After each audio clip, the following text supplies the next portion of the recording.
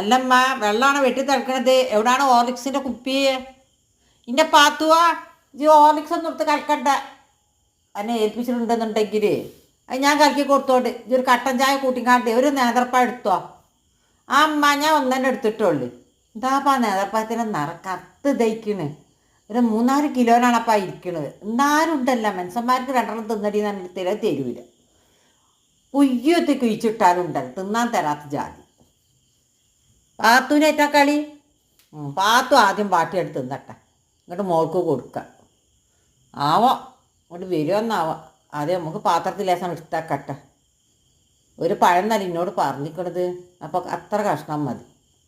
ഒരു പഴം പാട്ടിയാൽ അത്രയൊക്കെ തന്നെ ഉണ്ടാവുള്ളൂ. ഇന്ന് 2 കഷ്ണം കൂടി എടുത്താക്കട്ടെ. എന്താ ഇപ്പോൾ ഇത് കഥ? മോൾ പിറ്റുണീച്ച് വന്നതാണ്. ഇതിനൊക്കെ നേരത്തിന് ഉണ്ടാക്കി കൊടുക്കാൻ വെക്കണ്ട മനുഷ്യനക്ക്. എന്നാലും വേണ്ടിയില്ല, മോള് എന്നുള്ളൊരു ചിന്ത ഉള്ളു.